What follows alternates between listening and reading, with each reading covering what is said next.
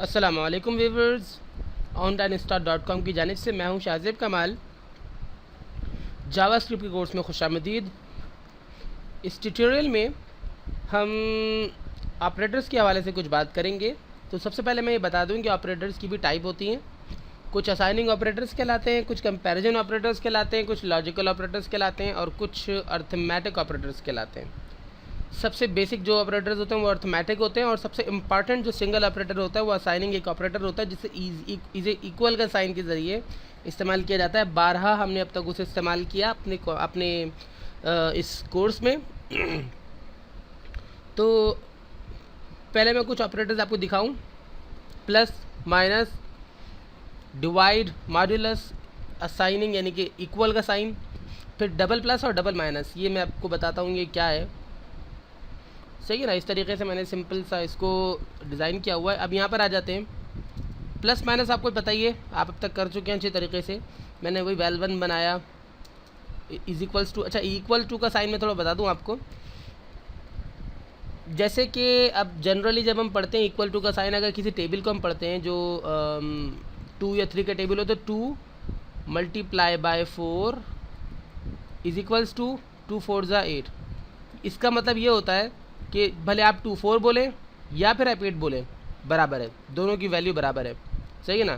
5 multiply by 4, ठीक है, is equals to 20। 5 4 ज़ा 20। अब आप 20 बोले या 5 4 बोले, 5 मल्टीप्लाई बाय 4 बोले, दोनों का रिजल्ट एक ही आएगा। अगर आप फार्मूले में 5 मल्टीप्लाई बाय 4 इस्तेमाल करते हैं या फार्मूले में आप 20 इस्तेमाल करते हैं तो वैल्यू एक है। तो ये एक्चुअली कंपैरिजन के लिए होती है। ये हमारे जनरल मैथमेटिक्स या अलजबरा में कंपैरिजन के लिए इस्तेमाल होता है कि बस इक्वल करा दें दोनों को। लेकिन यहाँ पर इक्वल का साइन जो इक्वल के लिए नहीं बल्कि यहाँ पर असाइनिंग के लिए इस्तेमाल होता है, इक्वलेंस के लिए इस्तेमाल नहीं किया जाता इक्वल का साइन यहाँ पर। ये एक ख़ास चीज़ है यहाँ पर। तो असाइन क्या मतलब हुआ, जैसे कि वेल1 को अगर आपने वैल्यू दी 8 ना, तो अब इसका मतलब ये नहीं है कि वेल1 जो है, जो भी वेल1 की वैल्यू होगी वो 8 के बराबर होगी। लेकिन यहाँ पर मतलब ये हुआ कि वेल1 बजाते खुद अब 8 हो चुका है। वेल1 की पहले चले एक मैं आपको मिसाल देता हूँ। पहले बार मैंने वेल1 बनाया था, इसकी वैल्यू 10 थी ना,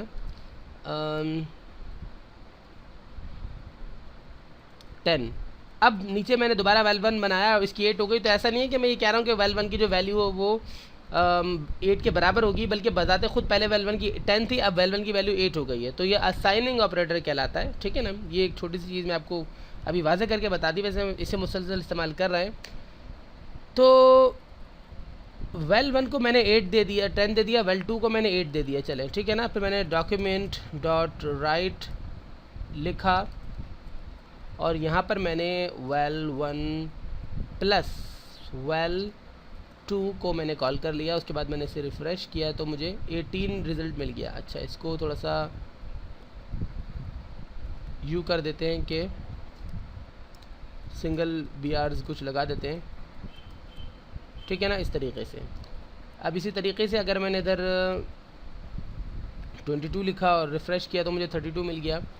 अब यहाँ पर मैं इसको डिवाइड कर देता हूँ। अगर मैं मल्टीप्लाई कर देता हूँ रिफ़्रेश तो मुझे 220 मिल जाता है। इसी तरीके से अगर मैं इसे डिवाइड करता हूँ तो मुझे 0.45 मिलता है। अच्छा, डिवाइड का थोड़ा सा मैं आपको समझाता हूँ। डिवाइड आगे मॉड्यूलस भी है ना, मॉड्यूलस से बात करने के लिए मैं डिवाइड आपको थोड़ा सा समझा रहा हूँ। अगर मैं इधर 5 लिखता, इधर मैं 3 लिख देता, रिफ़्रेश, तो आंसर 5 मिलता है। यानी कि 15 हमारी 15 हमारा जो है वैल्यू हो गई और इसको हम डिवाइड करें 3 से ना, तो ये 5 आंसर आ गया। ठीक है ना। 3 हिस्सों में अगर 15 को डिवाइड करेंगे तो वो हर हिस्सा 5 के बराबर होगा। ठीक है ना। अगर 17 हमारा डिवाइड का जो वो हो वैल्यू 17 हो तो रिफ़्रेश करें, देखिए 5.6 आ रहा है ना, 5.7 एक्चुअली है। इतने सारे 6 को आप माइनस कर देंगे 5.7 रह जाएगा खाली।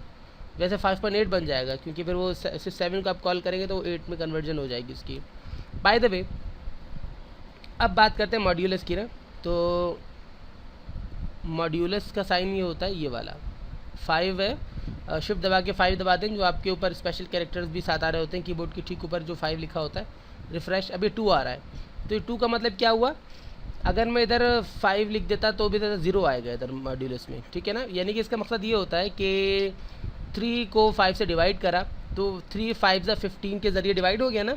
लेकिन अगर 3 को 5 से 15 हो गया तो 0 कुछ मॉड्यूलस कुछ भी नहीं बना, लेकिन 3 को 17 से डिवाइड करेंगे तो ज़ाहिर सी बात है 17 3 के टेबल में नहीं आता, तो 3 5 से 15 ही होगा और 2 बच जाएगा, वो जो 2 बच जाएगा वो इधर डिस्प्ले में आ जाएगा, ठीक है ना। जबकि आप डिवाइड कराएंगे इसको, मॉड्यूलस डिवाइड करने के बाद डिवाइड से बचने वाली वैल्यू देता है आपको, जबकि डिवाइड लगाएंगे तो जनरल आपको डिवाइड का आंसर आ जाएगा, जबकि मॉड्यूलस लगाने की सूरत में डिवाइड हो रहा होगा लेकिन आपको उसकी मॉड्यूलस वैल्यू मिलेगी, नॉट डिवाइड, ठीक है ना। ये फ़र्क है थोड़ा सा मॉड्यूलस में। वैसे जिन्हें मैथमेटिक्स पे काम आता है वो इस चीज़ को समझते होंगे, अर्थमेटिकल एक ऑब्जेक्ट है ये। अब थोड़ा सा आगे बात करते हैं। आगे बात करने के लिए मेरे पास इंक्रीमेंट और डिक्रीमेंट का साइन है। ये क्या होता है, मिसाल के तौर पर मैंने इधर प्लस प्लस लगा दिया, ये इस तरीके, ये डायरेक्ट इंटीजर पे नहीं लग सकता है। इधर मैंने लिखा x इज इक्वल्स टू 17, ठीक है ना, वही वैल्यू दे रहा हूँ मैं 17 फ़िलहाल, और इधर मैंने प्लस प्लस y लिख दिया, x लिख दिया, ठीक है ना। अब जब मैं val1 को कॉल करूँगा ना, अब मैं ये फार्मूला ख़त्म कर देता हूँ, ओनली val1 को कॉल कर रहा हूँ, 18 आ रहा है, हालांकि इधर 17 था ना, इधर 17 था, लेकिन जब मैं val1 को कॉल करता हूँ तो 18 आता है, क्योंकि x को 2 प्लस लग गया है, यानी कि x को सिंगल 1 का इंक्रीमेंटेशन लग गया है, एक वैल्यू उसकी बढ़ गई है, जैसे 17 थी तो 18 हो गई है, ये है इंक्रीमेंटेशन का साइन। इसी तरीके से अगर आप डिक्रीमेंटेशन लगाते हैं तो वो 17 के बजाय 16 हो जाएगा, ठीक है ना। ये है कमाल आपके पास किसका, इंक्रीमेंट और डिक्रीमेंट का। लेकिन साथ साथ मैं आपको एक और चीज़ बताऊं कि अगर आपने इसे बराह रास्त आपने x को कॉल कर लिया तो आपको 16 वैल्यू मिलती है, लेकिन अगर आपने इधर साइन लगा दिया, कट किया, इधर साइन लगा दिया आपने, उसके बाद आपने रिफ़्रेश किया तो भी आपको 16 ही वैल्यू मिल रही है, यानी कि इधर लगाएं इधर लगाएं तो आपको x को कॉल करते हैं तो कोई चेंज नहीं है। लेकिन अब अगर आप val1 को कॉल करते हैं, val1 को आपने कॉल किया, रिफ़्रेश, तो देखें 17 वैल्यू मिल रही है, 16 नहीं मिल रही है।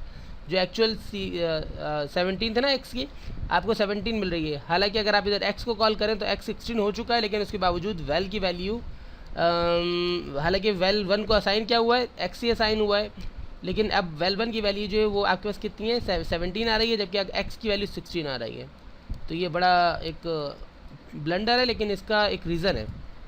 इसका रीज़न ये है कि अगर आपने इधर आपने इंक्रीमेंट का साइन लगाया था तो दोबारा उसकी वैल्यू जो है val1 की जो है 16 हो जाएगी, यानी माइनस में ले लेगा, इंक्रीमेंट या डिक्रीमेंट को पढ़ लेगा। अगर आप इंक्रीमेंट लगा दें तो भी रीड कर लेगा, लेकिन अगर ये आप सीधे हाथ पे लगाएंगे अपने एलिमेंट के तो फिर जो असाइनिंग आपका जो वेरिएबल होगा वो अगर आप उसे रन करेंगे तो फिर आपको डिस्प्ले में वो नहीं देगा। अगर आप सीधे हाथ पे नहीं इस तरफ आप लगाएंगे ना तो आपको ये इंक्रीमेंट या डिक्रीमेंट की वैल्यू नहीं मिलेगी। 17 दोबारा आ गया, ठीक है ना, जो एक्चुअल वैल्यू है। हालांकि अगर हम इधर x को कॉल करेंगे तो हमें 18 ही मिलेगा।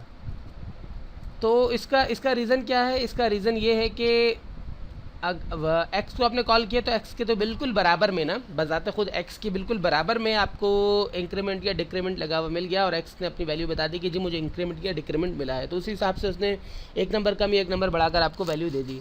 लेकिन अगर आप val1 को कॉल करते हैं तो val1 देखें, एक बार ध्यान रखें कि प्रोग्रामिंग लैंग्वेज सीधे हाथ से और ऊपर से शुरू होती है, टॉप से, ठीक है ना। पहले इसने यहाँ से पढ़ा, यहाँ पहले इसने x को पढ़ा, फिर इसने इक्वल्स टू पढ़ा। हालांकि मिली सेकेंड्स में सारा काम हो गया, लेकिन उसके बावजूद तरतीब यही है।